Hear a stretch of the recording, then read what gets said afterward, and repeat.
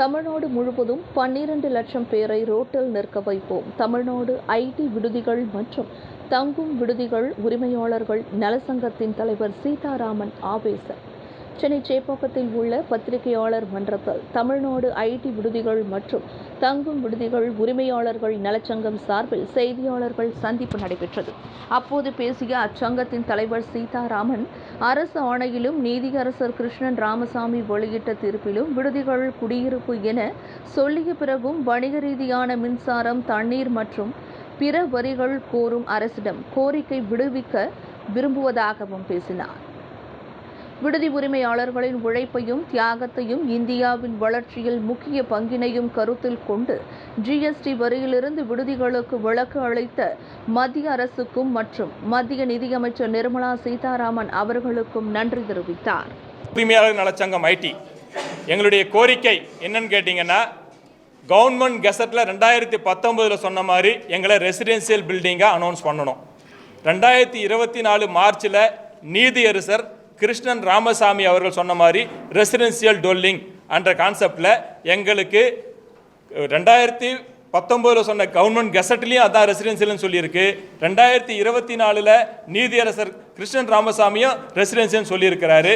அதனால் எங்களது ரெசிடென்சியல் கான்செப்டில் வந்ததுக்கப்புறம் எங்களுக்கு ஃபார்ம் டியை ரத்து பண்ணணும். நாங்கள் ரெசிடென்சியல் அன்றதுனால எங்களுக்கு food, fire, stability, sanitary certificate எங்களிடம் கேட்கறதுக்கு வாய்ப்பில்லாமல் போகிறது. ரெசிடென்சியல்லாம் அதையும் பண்ணணும். அதே மாதிரி எங்களோட மின்சார கட்டணத்தை டொமஸ்டிக்காக மாற்றணும். எங்களோட ப்ராப்பர்ட்டி டேக்ஸை டொமஸ்டிக்காக மாற்றணும். எங்கள் தொழில் நல்லா இருந்தால் தான் கிராமப்புற மக்கள் சென்னை போன்ற பெருநகரில் உழைத்து தங்கள் குடும்பத்தை பாதுகாக்க முடியும் என்பதை இங்கே தெரிவித்துக் கொள்கிறோம். நன்றி. Full zero, no GST, up to 20,000. 5,500 தான் இருக்குங்க சார்.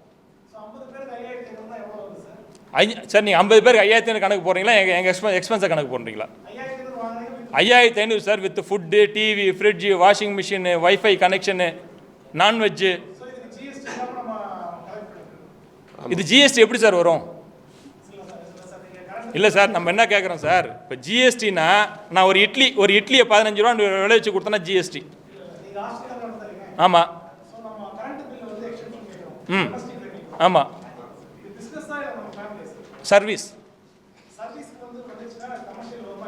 சர்வீஸுக்கு கமர்ஷியல் வராது சார். ஆமாம் சார்.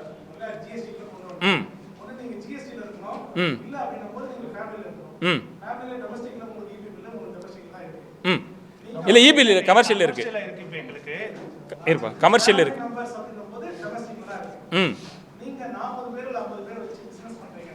பிஸ்னஸ் கிடையாது சார், சர்வீஸ். எங்களுடைய பணம் தான் நாங்கள் சொல்ல முடியும். பணம் வசூல் பண்ணல சார். அங்கேருந்து அவங்க கொடுக்குற காசில் அவங்களுக்கு கொடுத்துட்டு மீதி எங்களுக்கு எடுத்துக்கிறோம், அவ்வளோதான். சர்வீஸ் தான் சார். நாங்கள் பண்ணுற சர்வீஸுக்கான சார்ஜ் அது இல்லை. சர்வீஸுக்கான சார்ஜ் சார் அது. சர்வீஸ் சார்ஜ் எல்லாத்துக்கும் இருக்குங்களா? இல்லை, சர்வீஸ் சார்ஜ்னு இருக்கு இல்லைங்களா? சர்வீஸ் சார்ஜுக்கு ஜிஎஸ்டி கட்ட வேண்டியதில்லை சார். அதான் கிருஷ்ணன் ராமசாமி சொல்லியிருக்காரு. நீங்கள் ஜட்ஜை கேளுங்க, ஜட்ஜை நீங்கள் கேளுங்க. நீதியரசர் கிருஷ்ணன் ராமசாமி என்ன சொல்லியிருக்காருன்னா, எந்த பைலா ஜிஎஸ்டி சொல்லியிருக்கு அப்படின்னா நான் சொல்லிடுறேன். ஜிஎஸ்டி கவுன்சில் என்ன சொல்லியிருக்கு அப்படின்னா, திருமதி நிர்மலா சீதாராமன் நம்ம 53 அமெண்ட்மெண்ட்ல இப்போ அப்டேட் பண்ணிட்டாங்க. மாதம் 20,000 ரூபாய்க்கு மேலே வாங்கினா தான் நீங்கள் ஜிஎஸ்டி அப்ளிகபிள்குள்ளே வருவீங்க. மந்த்லி 20,000 ரூபாய்க்குள்ளே நீங்கள் சார்ஜ் பண்ணீங்க அப்படின்னா ஜிஎஸ்டிக்குள்ளே வரமாட்டீங்கன்னு சொல்லிட்டு அப்டேட் கொடுத்துருக்காங்க. Per month. ஒரு மாசத்துக்கு 20,000 ரூபாய்க்கு மேலே வாங்குறவங்களுக்கு மட்டும்தான் ஜிஎஸ்டி அப்ளிகபிள். சரிங்க சார், ஒரு நிமிஷம் சார். நான் இன்னொன்று உங்களுக்கு பதில் சொல்லிடுறேன். நீங்கள் கேட்டீங்க, நீங்கள் எடுத்துக்கிறீங்களா அதுன்னு சொல்லிட்டு. ஒரு நபருக்கு ஒரு மாதத்துக்கு 6,000 ரூபா வாங்கிட்டு 3 வேளை சாப்பாடு போட்டு பில்டிங் ஓனருக்கு ரெண்ட்டை கொடுத்து TV, fridge, AC, washing machine எல்லாமே கொடுத்துட்டு 500 ரூபா நான் சம்பாதிக்கிறேன். 500 ரூபா சம்பாரிச்சேன்னா நீங்கள் சொல்கிற மாதிரி 50 பேருக்கு 25,000 ரூபா. நான் சொல்லிடுறேன், 25,000 ரூபா. 25,000 ரூபாயில் 18% நான் ஜிஎஸ்டி கட்டணும்னு வச்சுக்கோங்க. எவ்வளோ சார் கட்டணும்? நான் இல்லை கேட்குறேன் சார். நீங்கள் இது பதில் சொல்லிடுங்களேன். நீங்கள் கேட்ட கேள்வி நான் பதில் சொல்லிட்டு இதுக்கு சொல்லுங்களேன். 25,000 ரூபாயில் எங்க ப்ராஃபிட் நான் தான் சொல்ல முடியும். எங்க ப்ராஃபிட் நான் தான் சொல்ல முடியும். சார் 200 ரூபாய் ஒரு நாளைக்கு சார்ஜ், 3 வேளை சாப்பாடு. 3 வேளை சாப்பாடு என்ன சார் வரும்? கணக்கு எவ்வளவு சாப்பாடு அவங்க இண்டிவிஜுவலா சாப்பிடுறது சார். நாங்க கொடுக்குறோம். செஞ்சு போடும்போது உங்களுக்கு செலவு குறைவா சார். செலவு குறைவா இருந்தா நீங்க ஒரு நாள் முழுவதும் பத்திரிகையாளர்கள் ஒரு நாள் முழுவதும் ஒரு விடுதிக்கு வாங்க தோசை 40 ரூபாய், இட்லி சார். ஒரே ஒரு விடுதி வாங்க சார். காலையில 4:30 மணி சார். ஒரு நிமிஷம். காலையில காலையில 25,000 எனக்கு லாபம் வருது. ஆமா அப்பட்டமா இருக்கு உங்களுக்கு தெரியல. வாங்க சார். நீங்க 25,000 சம்பளத்துக்கு வருமானத்துக்காக தான் நீங்க வந்து அதான் பண்ணிட்டு இருக்கோம். சார் 50 பேர் ஹாஸ்பிடல்ல 50 பேர் full-ஆ ஆமா சார். 50 பேர் தான் 25,000 தான் சார். 50 பேர் இருந்தா அவ்வளவுதான் சார். 50 பேர் ஃபுல்லா இருக்க மாட்டாங்க, 40 பேர் தான். அதுல ஒரு மாசம் 40 பேர் இருப்பாங்க, ஒரு மாசம் 35 பேர் இருப்பாங்க. அந்த மாசம் நம்ம இது பண்ணோம். இது லாபம் எடுக்கக்கூடிய பிசினஸா லாபம் இல்லாத பிசினஸ். லாபம் இல்லை சார். நாங்க சம்பளத்துக்கான சம்பளம் வருது சார். அவ்வளவுதான் சார். நாங்க வேலை செய்யறதுக்கான சம்பளம் வருது. இப்போ ஒரு ஆள் அந்த ஹாஸ்டல்ல பாத்துக்கறாருன்னா அவருக்கு ஒரு 25,000 அவ்வளவுதான். இதே நான் 300 பேர் 400 பேர் வச்சு கிடைக்கிறவங்க நல்லா நீங்க கேட்ட மாதிரி ஒருத்தர் சம்பளம் வாங்குறவங்க கிட்ட 18% ஜிஎஸ்டி வாங்க முடியுமா? ஃபயரோட லைசென்ஸ் வாங்கணும்னு சொல்லி சொல்றீங்க. ஆமா சார். எதுக்காக சார் வாங்க சொல்றாங்க? சேஃப்டிக்கு. அதான் இருக்கு சார். அதான் கேட்குறேன் நான். இப்போ உங்கள் வீட்டில் உங்கள் பிளாக்ல ஒரு அஞ்சு ஃபேமிலி இருக்குன்னு வச்சுக்கோங்களேன். அவங்க வந்து ஒரு பெரிய மேனேஜராக இருப்பார், என்ன பெரிய போஸ்டிங்கில் இருப்பார். அவருக்கு இந்த ஸ்லாப் எதுவும் வராது. இதே இபி நீங்கள் கேட்டால் இபியை சொல்கிறேன். நான் வந்து அந்த 13 ரூபா கமர்ஷியல் இபி நான் யார்கிட்ட வாங்குவேன்? இன்வெஸ்டர்கிட்ட தான் வாங்குவேன். ஒரு மேனேஜர் அதே பக்கத்து பில்டிங்கில் ஒரு ஃப்ளாட்டில் வீடு எடுத்து தங்கியிருப்பார். அவர் டொமஸ்டிக் இபி கட்டுவார். அவருக்கு மாதம் ஒரு 50,000 சம்பளம் இருக்கும். எங்கிட்ட தங்குற பிள்ளைக்கு 12,000 13,000 சம்பளம் இருக்கும். அந்த புள்ள எங்கிட்ட 6,000 கொடுத்து தங்கும். 6,000 கொடுத்து தங்குற பிள்ளைய 13 ரூபா இபி கட்டும். 50,000 சம்பாதிக்கிறவர் 7 ரூபா இபி கட்டுவார். மேனேஜருக்கு 7 ரூபா இபி. ஹாஸ்டலில் தங்கக்கூடிய அடித்தட்டு மக்களுக்கு 13 ரூபா இபி. சார் அவர் வந்து சொந்த அபார்ட்மெண்ட்ல தங்கி இருக்காரு. சொந்த அபார்ட்மெண்ட்ல வாடகை வீட்டில் என்னங்க சார்? வீடு வந்து ரெசிடென்சி. ஆமா 2019 எங்களுக்கு ரெசிடென்ஸ் சொல்லிட்டாங்கல்ல. உங்களுக்கு ரெசிடென்சி வாங்க வந்து பாருங்க நீங்க. சார் அவங்க ரெசிடென்சி ஃபேமிலியோட இருக்காங்க. அவங்க 7 ரூபாய் கட்டணும். அங்க மேனேஜர் தான் நீங்க ரிப்போர்ட் பண்றீங்க. இவங்க வரக்கூடிய ஸ்டூடெண்டோ இல்ல யாரோ ஒருத்தர் உங்ககிட்ட டெனண்டா வராங்க. இண்டிவிஜுவல் பர்சனா வராங்க. நீங்க மணி கலெக்ட் பண்றீங்க தலைக்கு. சரிங்களா? ஒரு ஃபேமிலி கொடுத்துட்டா உங்ககிட்ட கேட்க மாட்டாங்க. Right sir. இல்ல நான் அதான் கேட்குறேன். நான் என்ன கேட்குறேன்னா ஒரு வீடு வச்சிருக்கேன். புரிஞ்சிருச்சு. எனக்கு வந்து ஃபயரோட லைசென்ஸ் தேவை. எனக்கு புரிஞ்சிருச்சு சார். நான் என்ன கேட்குறேன்னா ஃபேமிலியில் இருந்தாக்கா நெருப்பு பற்றிக்காது, ஹாஸ்டலில் இருந்தால் நெருப்பு பற்றிக்குமா? அவங்க வந்து அங்க இருக்கக்கூடிய ஸ்டூடெண்டோட சேஃப்டிக்காக கேட்கறாங்க. அதை பார்க்கணும். அதான் சார். அப்போ இருங்க சார். சார் ஏ பிளாக்ல நான் முடிச்சிடுறேன். நீங்கள் கேட்ட பயில் நான் வந்துருச்சு. ஃபயர் ஆக்சிடென்ட் ஒரு ஹாஸ்டல்ல வந்து ஏதாவது பசங்களுக்கு டேமேஜ் ஆச்சுன்னா பில்டிங்கில் ஃபயர் ஆக்சிடென்ட் ஆகுறது இல்லையா? ஃபேமிலி தங்குற பில்டிங்கில் ஃபயர் ஆக்சிடென்ட் ஆகுறது இல்லையா? ஆமாம். ஃபேமிலி உயிர் முக்கியம் இல்லையா? என்னங்க? ஆமா இருங்க சார். சொல்லுங்க சார்.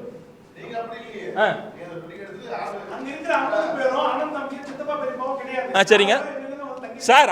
அஞ்சு டிஃப்ரெண்ட் குடும்பம் இருக்கு சார். 5 டிஃப்ரெண்ட் குடும்பம் இருக்கு சார். 5 டபுள் பெட்ரூம் ஃபிளாட்ல 5 டிஃப்ரெண்ட் ஃபேமிலி தான் இருக்கு. எல்லா 5 ஃபிளாட்டும் வந்து ஒரே குடும்பம் எடுக்க போறது இல்ல. அதுல மாமன் மச்சான் கிடையாது. எந்த ஊரும் தெரியாது. யார் ஊர் பேரும் தெரியாது. எங்க விடுதலையாவது ஒரு ரூம்ல இருந்தாங்கன்னா அவங்களுக்கு தெரியும். எங்களுக்கு குரூப்பா தான் வருவாங்க. ஆனா ஃபிளாட்ஸ்ல உங்களுக்கு எதிர் வீட்டுல யாரும் தெரியாது. ஆமா உங்களுக்கு வரையறை ஏதாவது கவர்மெண்ட் கொடுத்திருக்கா? இவ்வளவு ரூம் சைஸ் இருக்கணும், இத்தனை தான் ரூம் இருக்கணும். இருக்கு. என்ன வரையறை கொடுத்திருக்காங்க சார்? இப்ப 4 பேர் ஸ்டே பண்றாங்க அப்படினா 10க்கு 12 120 ஸ்கொயர் ஃபீட் ஒரு ஆளுக்கு. 120 ஸ்கொயர் ஃபீட்ல எல்லா ஹாஸ்டலும் மெயின்டைன் பண்றீங்களா? சார் 120 ஸ்கொயர் ஃபீட் நான் நேர் கேள்வி கேட்குறேன். இப்போ குடிசை வாழ் இப்போ ஸ்லம் கிளியரன்ஸ் போர்டெலாம் கொடுக்குறாங்கல்ல. ஒரு குடும்பத்தில் எத்தனை பேர் சார் இருக்காங்க? நீங்க ஃபேமிலியும் சாரி ஃபேமிலி ஹாஸ்டல் ஃபேமிலி தான் சார். ரெசிடென்சியல் டுவெல்லிங் நீதியரசர் Krishnan Ramasamy residential dwelling government gazette residential. என்னங்க சார்? எல்லாருமே ரேஷன் கார்டு வச்சுதான் இருக்காங்க 50 பேர் நீங்க சார். நான் 5 குடும்பத்துக்கு ஒன்றா ரேஷன் இது வாங்குறீங்களா ஃப்ளாட்ஸில்? சார் 5 டபுள் பெட்ரூம் ஃப்ளாட்டில் 5 ஃபேமிலி தங்கினா அந்த 5 ஃபேமிலிக்கும் ஒரே குடும்ப தலைவர்னு போட்டு ரேஷன் கார்டு வாங்க சொல்லுங்க, நாங்கள் வாங்குறோம். 5 டபுள் பெட்ரூம் ஃப்ளாட் சார். ஒரு டபுள் பெட்ரூம் ஃப்ளாட்டில் 5 டபுள் பெட்ரூம் ஃப்ளாட்டில் 5 டிஃப்ரெண்ட் ஃபேமிலி வாடகைக்கு இருக்காங்க. என்னங்க சார்? டெனண்டா இருக்கிற 5 ஃபேமிலி உங்களால வாங்க முடியாதுன்றீங்க. அப்படி கிடையாது. நான் முடிச்சிடுறேன். 5 டபுள் பெட்ரூம் ஃப்ளாட்டில் 5 டிஃப்ரெண்ட் ஃபேமிலிஸ் இருக்காங்க. அந்த 5 டிஃப்ரெண்ட் ஃபேமிலிக்கு 5 டிஃப்ரெண்ட் ஃபேமிலி ரேஷன் கார்டு தான் இருக்கு சார். ஏ பிளாக் பி பிளாக் வச்சுக்கோங்க சார். ஏ பிளாக்ல 5 வீடு இருக்கு சார். 5 வீட்டில் 5 ஃபேமிலி இருக்காங்க சார். 5 different family. அவங்களுக்கு ஒரு ரூலு. அதே 5 டபுள் பெட்ரூம் ஃப்ளாட் நான் எடுக்கிறேன் சார். நான் அதே 30 பேர் சமைச்சு போடுறேன் சார், எனக்கு இந்த சட்டம். அப்போ இங்கே இருக்கிற உயிர் தான் உயிர், அங்கே இருக்கிற உயிர் இல்லையா தான் நான் கேட்குறோம். ஆமாம், 5 பேர் பிஸ்னஸ் கிடையாது sir, service sir. Business sir 5 பேர் 5 ஃபேமிலி சேர்த்து ஒரே ரேஷன் கார்டு வாங்க சொல்லுங்கள் சார், நான் இது வாங்கிக்கிறேன். அதே தான், இது டிஃப்ரெண்ட் தான். அதுவும் ஒவ்வொருத்தரும் ரேஷன் கார்டு இருக்கு, அவங்க வீட்டுக்கு ரேஷன் கார்டு இருக்கு. என்னங்க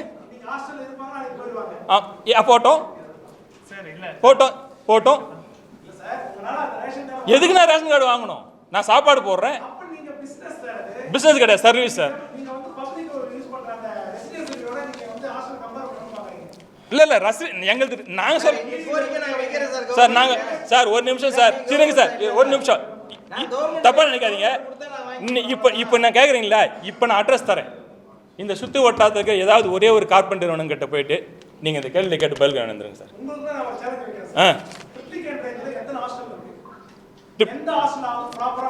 என்ன ப்ராப்பராக மெயின்டைன் பண்ணும் சார்? ஆமாம், வாங்க போகலாம் சார். நீங்கள் வாங்க, எங்கே போகணும்னு சொல்லுங்கள் சார். சார் நீங்கள் if you are ready, sir, if you are ready, let's go. If you are ready, let's go. Come with your cameras. Let's go. I will show you all the corporate நிறுவனங்கள் என்னென்ன நடக்குதுன்னு காமிக்கிறேன். அதுக்கப்புறம் இந்த சின்னதாக நடத்துறவங்களை பற்றி பேசலாம். பல 1000 கோடி டர்ன் ஓவர் சார். அங்கே கேள்வி கேட்பதற்கு இந்த ஜனநாயகத்திலோ இந்த ஊடகத்திலோ ஒருவருக்கும் இல்லை. இது வரைக்கும் ஒரே ஒரு ஊடகத்தில் எழுதியிருக்கிறீங்களா?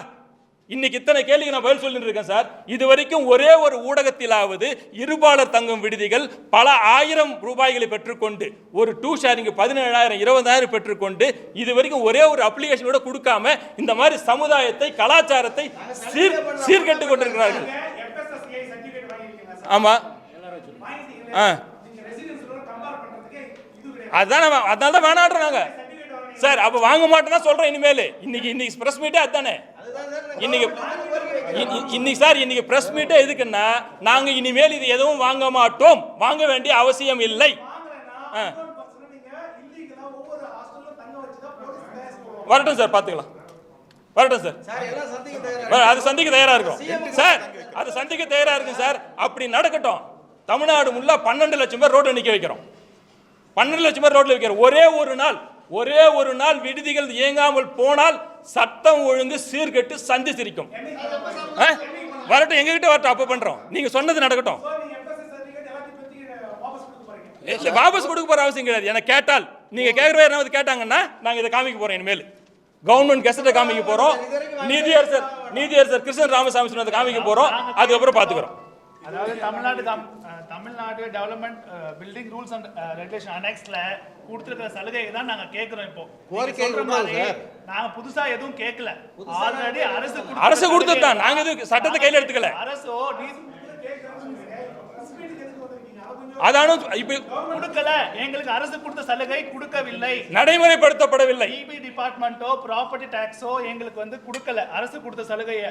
அதுதான் கேட்க வந்திருக்கோம். அதே மாதிரி நீதியரசரும் இது ட்ரில்லிங் யூனிட் தான், ரெசிடென்ஷியல் ட்ரில்லிங் யூனிட் தான் சொல்லிட்டு ஜட்ஜ்மெண்ட் கொடுத்திருக்காரு. அதையும் அரசு கவனிச்சு எங்களுக்கு இந்த எலக்ட்ரிசிட்டி பில்ல இருந்தோம், இந்த ப்ராப்பர்ட்டி டாக்ஸ்ல இருந்தோம், ரெசிடென்ஷியலா எங்களை கன்வெர்ட் பண்ணோம். அரசு கொடுத்த சலுகையை எங்களை கேட்க தான் வந்திருக்கோம். எங்க உரிமையை நாங்கள் கேட்க வந்திருக்கோம். அவ்வளவுதான். கவர்மெண்டோட விருப்பம். அவ்வளவுதான். ரைட். இல்ல, தேங்க்யூ ஃபார் ஐ ஓப்பனிங்.